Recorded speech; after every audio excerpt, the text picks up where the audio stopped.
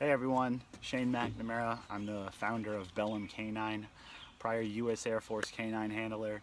Um, I was stationed at Andrews Air Force Base. I got to do a lot of very special things there.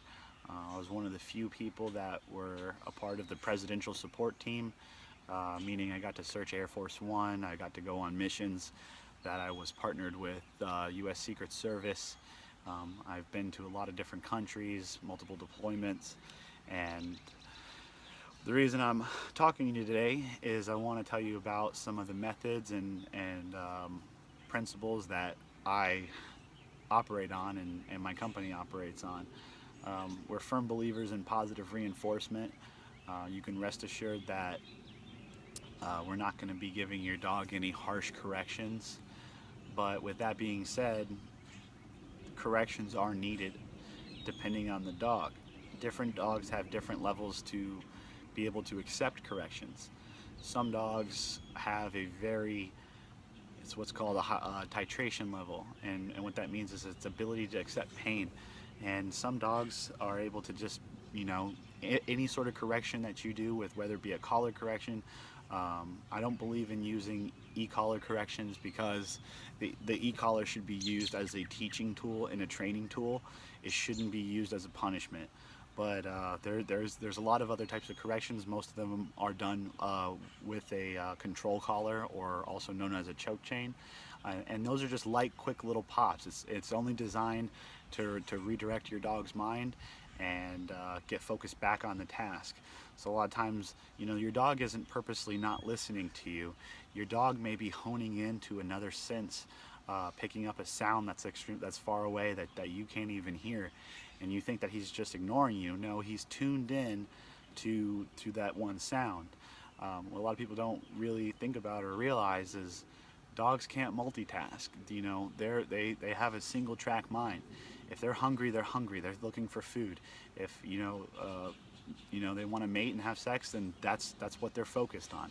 They can't multitask, and not many people can even multitask. There's very few people that can do that. I'm not one of them.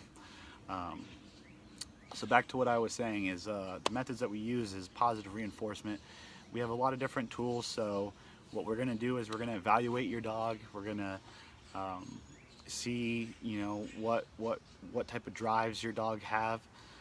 You know, there's some dogs that don't like toys. You know, they don't have any interest in chasing after a tennis ball. They don't have any interest in chewing on a Kong, but they go crazy for some really high value food rewards.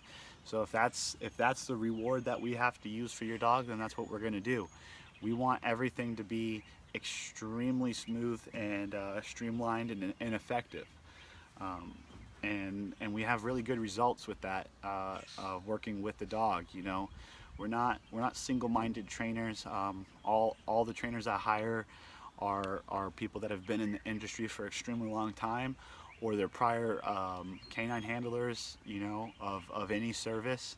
That could be Marines, Navy, Army, Air Force. And I'm a big supporter of hiring veterans. So I only select the best people to work for my company, and you can rest assured that your dog is going to be taken care of to the highest level, and our standards um, trump just about every other training company's standards, and I can say that with confidence because you know we come from elite dogs, dogs that are capable of amazing tasks, searching for bombs and having a 99.98% accuracy rate. And that's what I try to hold my customers to.